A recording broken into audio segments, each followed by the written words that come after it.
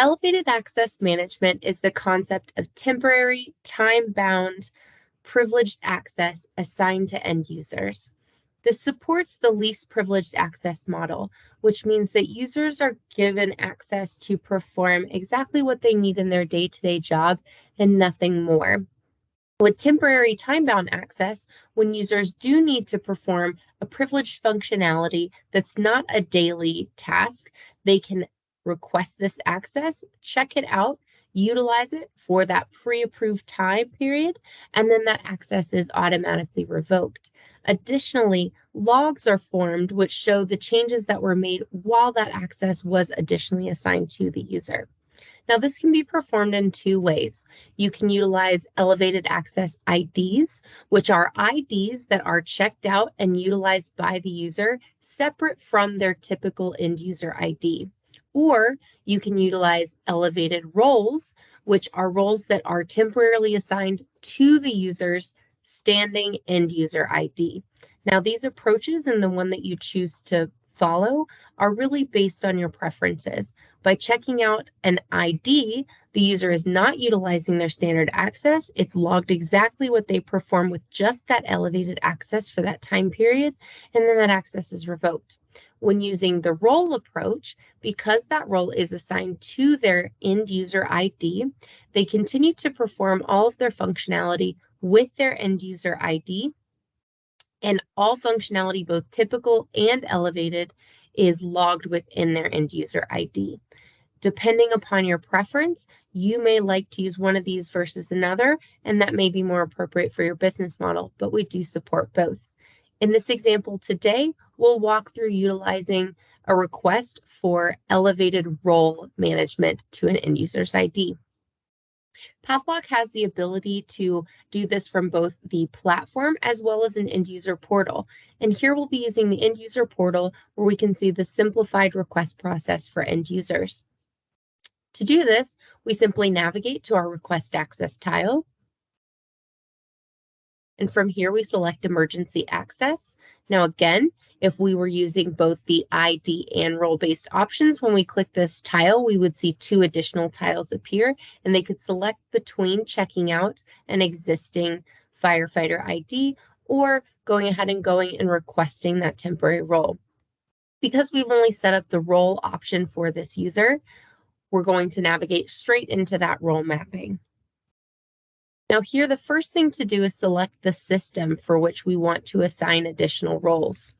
In this example, we'll use SuccessFactors. The next item that we need to do is select our user ID.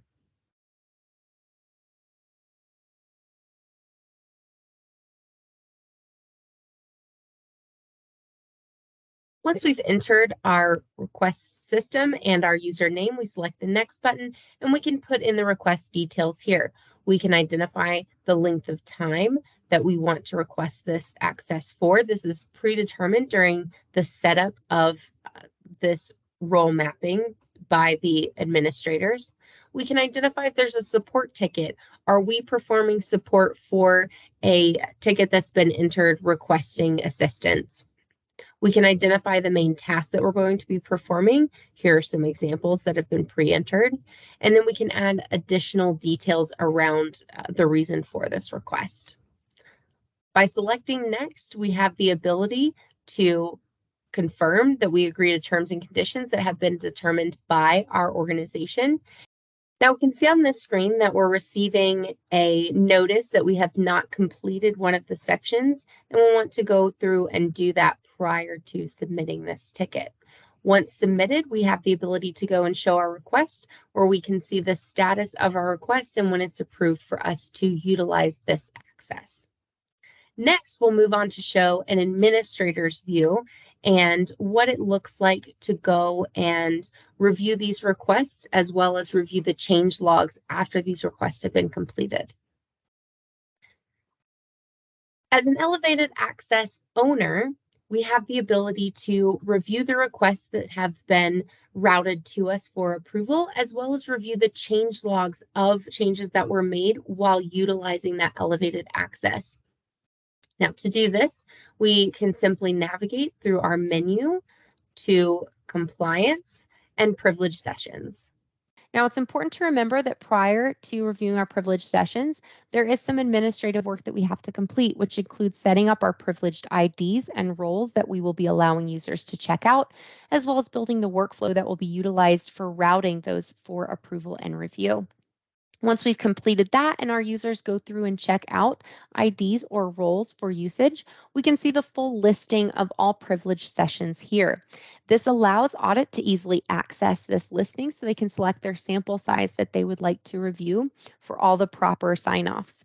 We can see the request ID, the risk level, if applicable, of the request, the status, approved or declined, when it was opened, who the user was, who the reviewers were.